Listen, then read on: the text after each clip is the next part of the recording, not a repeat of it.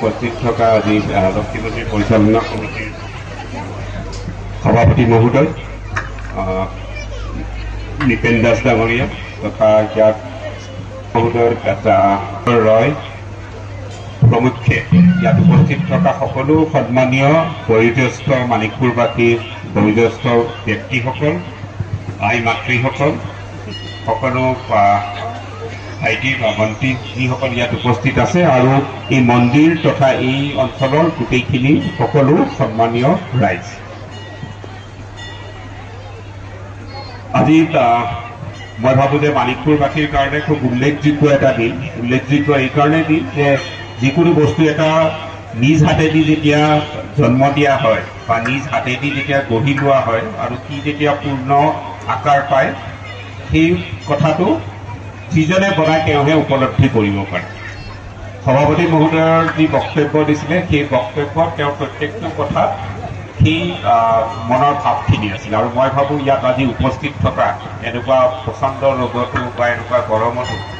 নেওচি সকলো বয়োজ্যেষ্ঠ লোকৰ পৰা শিশুলৈকে সকলোৱে আহি খুব উৎফুল্লিত মনেৰে ইয়াত উপস্থিত থকাটোৱে সেইটো প্ৰমাণ কৰে যেতিয়া নিজৰ মনেদি যিকোনো বস্তু এটা গঢ় দিবৰ কাৰণে প্ৰয়াস কৰা হয় আৰু সেই প্ৰয়াস যেতিয়া চেষ্টা হয় আৰু সেই চেষ্টাটো যেতিয়া সফল হয় সেইটো হয়তো আজি আপোনালোকৰ ইয়াত উপস্থিত থকা আৰু আপোনালোকে যি ধৰণে ব্যক্ত কৰিছে বা আপোনালোকে হাঁহি বা যি ধৰণে গোটেইখিনি কথা আপোনালোকে সলাই দিছে সেইটোৱে প্ৰমাণ কৰে যে আপোনালোকৰ এই মন্দিৰটোৰ লগত থকা আস্থা আৰু তাত হয়তো কেতিয়াবা কেতিয়াবা বিভিন্ন চৰকাৰেই হওক বা আন কোনোবা ব্যক্তি বিশেষেই হওক হয়তো অনুদান আগবঢ়াইছে কিন্তু মই ভাবোঁ যে ৰাইজৰ একক চেষ্টাৰ ফলতে খুব সুন্দৰভাৱে এই মন্দিৰটো প্ৰতিষ্ঠা হৈছে আৰু মন্দিৰ প্ৰতিষ্ঠা হোৱাৰ লগে লগে মন্দিৰ বুলি কোৱাৰ লগে লগে মই এইটো নকওঁ যে এটা মন্দিৰেই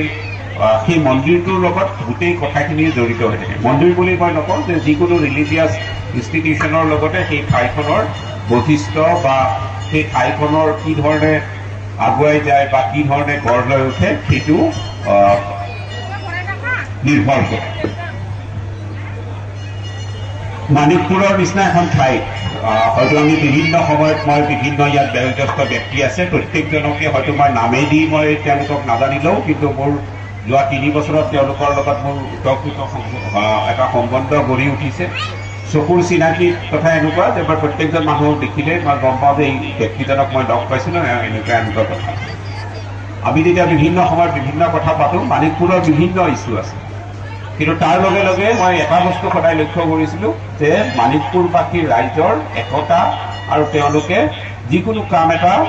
খুব সুন্দৰভাৱে কৰিব পৰা আৰু উপস্থাপন কৰিব পৰা গুণ মই ভাবোঁ যে এইটো আপোনালোকৰ যথেষ্ট ডাঙৰ বস্ত্ৰ বুলি যাক কোৱা হয় যদি মই তেনেকুৱা এটা শব্দ ইউজ কৰোঁ আৰু সেইটোৱে আপোনালোকক বহুত আগুৱাই লৈ যায় যে কথাবিলাক এনেকুৱা যিয়ে নহওক যিকোনো প্ৰতিকূল যিকোনো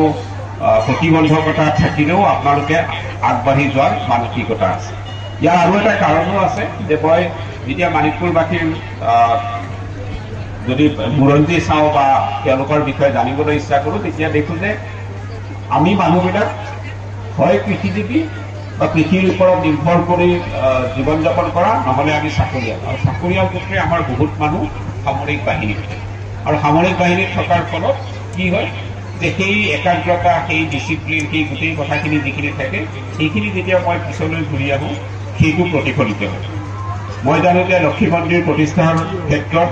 যিসকল ব্যক্তিৰ নাম খুব সুন্দৰভাৱে স্মৰণ কৰা হৈছে তেওঁলোকৰ লগে লগে হয়তো এনেকুৱা বহুত ব্যক্তি আছে যিবিলাকে এনেকুৱা ধৰণৰ অনুষ্ঠানত কাম কৰি আহিছে আৰু পিছত আহি এই ধৰণৰ অনুষ্ঠানৰ লগত ওতঃপ্ৰোতভাৱে জড়িত হৈ তেওঁলোকৰ দিহা পৰামৰ্শদি এই মন্দিৰটো আজি এই অৱস্থালৈ আহিছে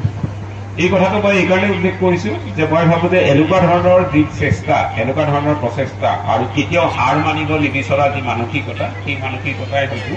মানিকপুৰৰ নিচিনা ঠাই এখনক বহুত আগুৱাই লৈ যাব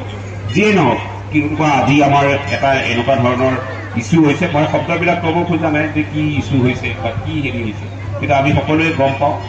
সেই সকলোবিলাক প্ৰত্যাহ্বান লৈও আমি আগুৱাই যাব লাগিব আৰু আমাৰ অহৰহ প্ৰচেষ্টাটো থাকিব লাগিব এনেকুৱা এটা ৰিলিজিয়াছ ইনষ্টিটিউট বা এনেকুৱা এটা মন্দিৰত যাক কোৱা হয় যে এইটো মন্দিৰৰ যি মন্দিৰ প্ৰাংগণত হয়তো আপোনালোকে বিভিন্ন সভা পাতিব, বিভিন্ন ডিচিশ্যন ল'ব, সেই ডিচিশ্যনবিলাকেই হয়তো আপোনালোকৰ এই মানিকপুৰবাসীৰ কাৰণে হয়তো বহুত সুফল কঢ়িয়াই আনিব।